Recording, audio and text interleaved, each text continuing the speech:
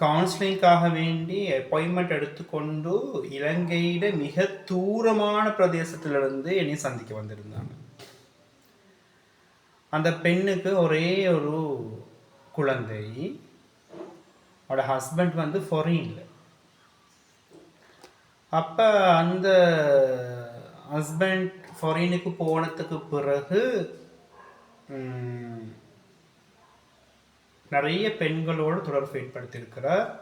இதை மனைவி இதை இனம் கண்டிக்கிறார். நிறைய சண்டைகள் சச்சரவுகள் போயிட்டு இருக்குது. ஆனால் என்ன செய்வார்னு சொன்னால் மந்த்துக்கு சல்லி அனுப்பி வைப்பாராம். மந்த்துக்கு டைமுக்கு சல்லிகள் அனுப்பி வைப்பாராம். ஆனால் அவருடைய அந்த பெண் தொடர்பு, அந்த ஃபன், இதெல்லாமே மனைவி கண்டுபிடிச்சதுக்கு பிறகு மனைவிக்கு ஒரு வார்த்தை சொல்லியிருக்கிற, நான் இப்படித்தான் இருப்பேன், உன்னால் முடிஞ்சதை பண்ணிக்கோ, என்னையே மாற்ற வராது அப்படின்ட்டு சொல்லு. இப்போ இந்த பெண்கிட்ட கவுன்சிலிங்காக வேண்டி வந்து அவங்க நான் சிறந்த ஒரு கவுன்சிலிங் கைடன்ஸை கொடுத்தேன். நீங்கள் எப்படி இதை ஹேண்டில் பண்ணணும், நீங்கள் எப்படி நடந்து கொள்ளணும்ன்றது இல்லைங்க. நீ முக்கியமான விடயம் மட்டும் சொல்ல வாரேன். அதுக்கு பிறகு இந்த இது சம்பந்தமாக அவட மாமிட்ட மைனிமார்ட்ட அப்படின்னா அவட ஹஸ்பண்ட உம்மாட்ட தாத்தா தங்கச்சிமார்ட்ட சொல்லிக்கிறார், இப்படி நடந்து கொள்றார் பாருங்க, ஆதாரத்தோட காட்டிக்கிறார், ப்ரூஃபோட காட்டிக்கிறார், பாருங்க இப்படி நடந்து கொள்றார் அப்படின்னு. அதுக்கு நல்ல ஒரு பதில் ஒன்று கொடுத்திக்கிறாங்க. அந்த பெண்ட மாமியும் மைனிமார். எனக்கு சொல்லக்கூடிய சிரிப்பு வருது. அந்த பெண் சொல்கிறா, நான் கொஞ்சம் அந்த கவுன்சிலிங்கில் நிறைய விடயங்களில் சிரிப்பை கட்டுப்படுத்தலாத சந்தர்ப்பங்களும் வரும். சில விஷயங்கள் சொல்லப்போல எனக்கு இப்பயும் சிரிப்பு தாங்கலாம். சரி, நான் சொல்கிறேன். அந்த மாமி சொல்லிக்கிறான், தாண்ட மகன் பிழை செய்கிறான்றது மாமிக்கு நல்லா தெரியும். நீங்கள் தான் தங்கச்சிமாருக்குன்னு தெரியும். சொல்லிக்க அந்த பெண் என்ன தெரியுமா, என்னம்மா செய்ய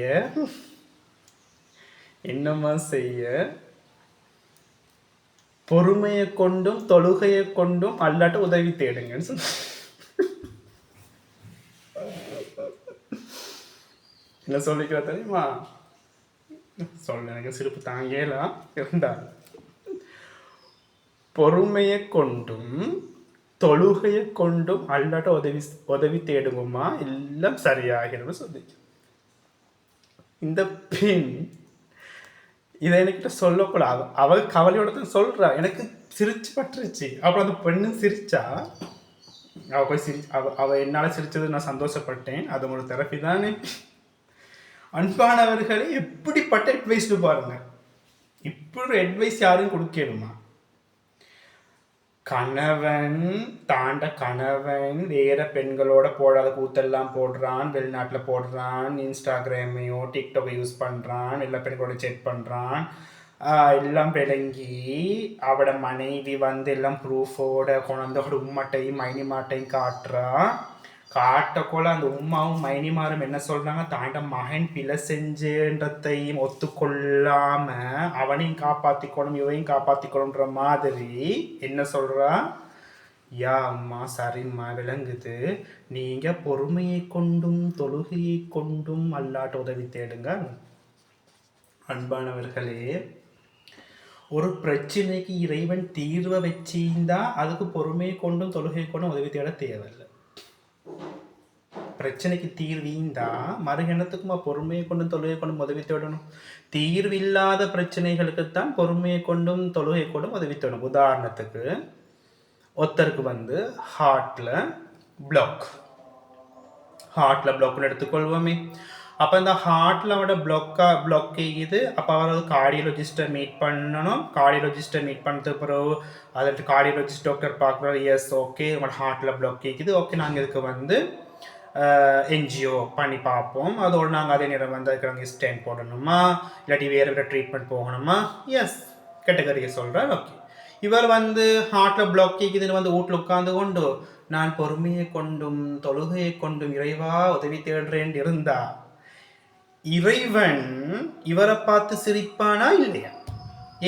உனக்குத்தான் நாங்கள் சொல்யூஷனை வச்சுக்கிறேனே, தீர்வை வச்சுக்கிறேனே. தீர்வு இருக்கத்தக்கன்னு எதுக்குடா பொறுமையை கொண்டும் தொழுகையை கொண்டும் உதவி தேடணும்? தீர்வு இருக்குது, அதுக்கு தான் தீர்வை வச்சிருக்கிறேன்.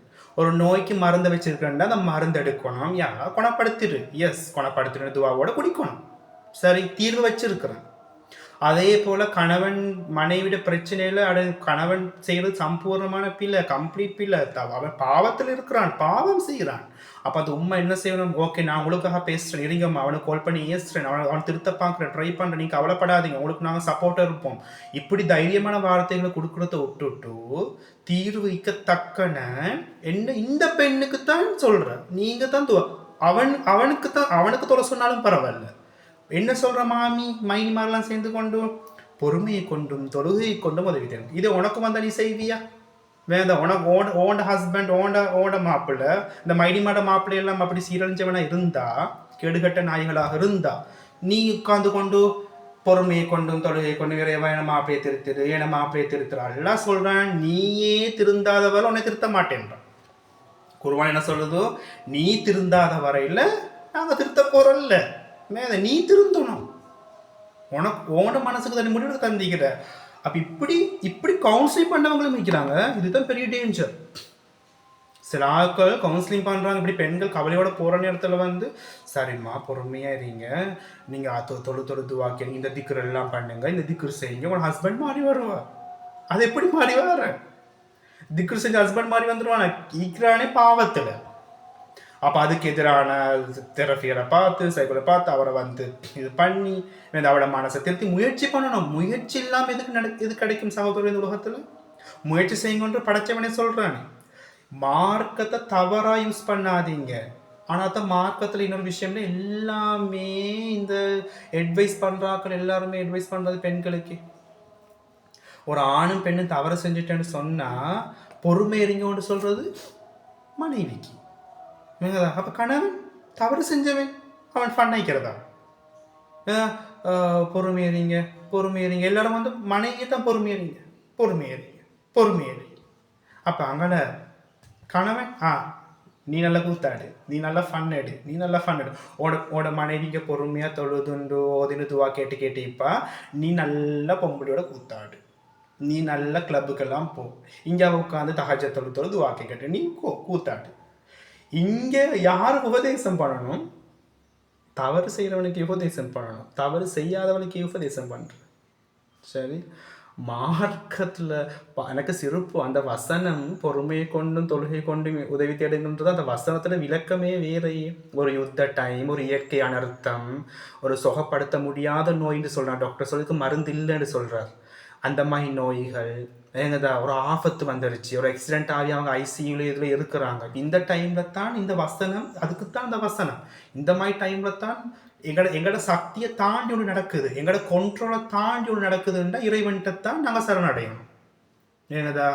அது இறைவன் பார்ப்பான். எங்களோட கண்ட்ரோலுக்கு நல்ல விளங்குது இல்லை அப்படின்டாக்கு மிச்சம் என்ன?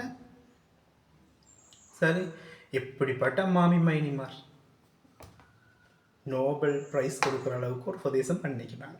மீண்டும் சந்திப்போம்.